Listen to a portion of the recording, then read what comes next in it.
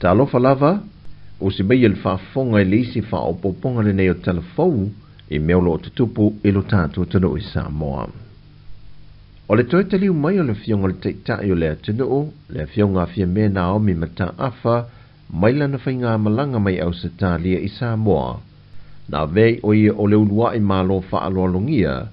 e uia awala oma le a uia e teitai o malo le taupulenga I le masina le nei, le asia leo vaenga oma o le fale whaapitoa le o le ato ai tau nui ei malo whaapitoa.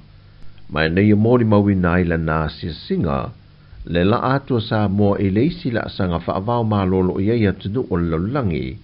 e ala le I ona malaiva alele whaavao malo, e tali ei ni malo whaalolongi e asia atunu. Mai ua mori mawina fo le fionga le palemia, tu langa le leon tāpeneina o vaenga le puipuinga po le vaenga le security, I le fale atua vaenga ua umana fausia. Wa amata o na ngaso mai I leo leo mai atunu o le Pasifika, le wasi I o latu a au e feso swani mai I ngā ruenga a li imtama I tai malu le malo a Sāmoa. E leo ina ma pui pui le saunga le mu o le au sufono, ai maisi o tai o malo le taupulenga, I le fontanga o le au squia. O le whai ungo le vaiaso e tau nuu mai ele to se fulu mai le malo tonga, mai vai le to se fulu le I vaenga le pui puinga, ma le au whaafeao I ta vale ma wilafi. O isi vaenga tau nuu mai le asonga fua, ma whaasolo atu I lava I le vaiaso fau.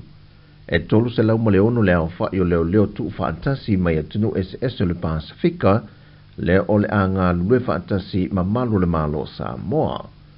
Wa amata le apitanga a leo o Sāmoa, e launa no fuanga autua o onga makole ninga alimtanga luenga I ta whaingata.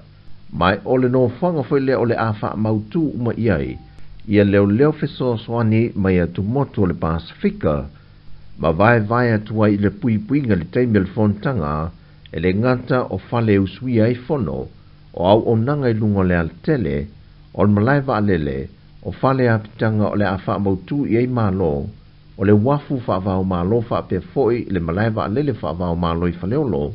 o lunga le altele mo o unanga lau tele, whapena fo I le vaenga e mate tu wina me poeata I le whaanga solonga o ta vale ma le whiawea ina o malo. Ai mo le tupo Peritania, o loo malanga whaatasi mai lava ma leo lana ia lava pui puinga, peitai, wa mai a fo I o na whaia whiutanga inga, e ngā lulue whaatasi ma leo o tofia, e fesoa swani I la lato tiu te tau ave, I le malam la maanga, I awala mawaenga umolo tato o tunu. O le isi ripoti lata mai o sa ili linga masu e suenga, e leo no liki mai eo se swau o mai le vaasu e sue le malo ni usila leo lo ngoto nei le tui sauti sifo, e ngata I fale o le atunu. E ripoti mai le aswana nafi le au maaulo ni usila,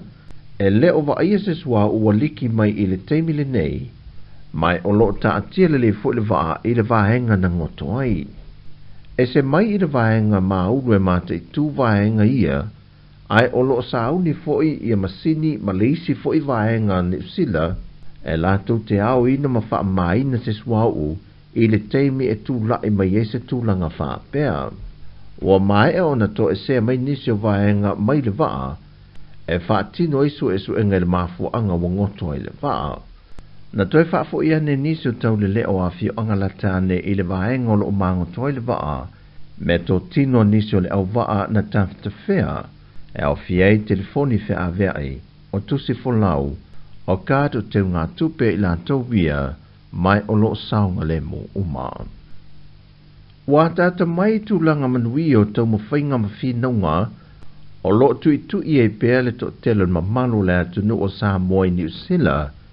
I le fina wina leo le toe wha foi pe toe wha mautu wina, le tula fono o le sitseni na ave se ine New Zealand le a feiva se lau walu se fulma le lua. I le report le komiti New Zealand no lato wilo ina le mata opo, na fautua ina I le toe wha foi leo le sitseni tangata Sāmoa, na wha leo ngā ina e le tula fono. Mai wa wha li ai le suia leo le lango, a le vaengo lo tula nei I le malo, e le langolango ina leo le tula fona tau whaofi. E te tono le tu la fona tau whaafi mo I lātou e anga waa. E mo I lātou na soifua mai la so se fulmal tolo me te sihiva lua whaa. A ngai lea so mo Januari a whiw se lau whaa se fulmal iwa. Ai e au fia I fo I mai lātou uma na tupunga mai ai. O leisi vai ngol talo sanga, o lo fautua I nai le wha leo ngai na leo le atuanga, o le tula fono le a whiw se lau valu se fulmal lua, e na o le whaia I ai oni te unga. O le mawhai o nanga wa o masulio I lanto mai le tausanga a whiw se lau wono se fulmal lua, na tuto tase lo tātou malo. Vanga na I lanto na soifua mai a o le I o atu I le aso mua Januari, I le a whiw se lau wha se fulmal iwa. Ma wata oto le whaitawina wha alua le tula fono tau wha awhi. Ai ua manino le langulanguina e vaenga wha apufai e awhi ai le Green, le Labour, le National ma le New Zealand First. Se I vanga na ai nisi o vaenga wha apufai e awhi ai le Maori o lo ta lia so lato fina ngalo. O tala ia mai Sāmoa mo le ni aso, wha mnuia le tue fua whanga le a whenga iai, wha soi foia.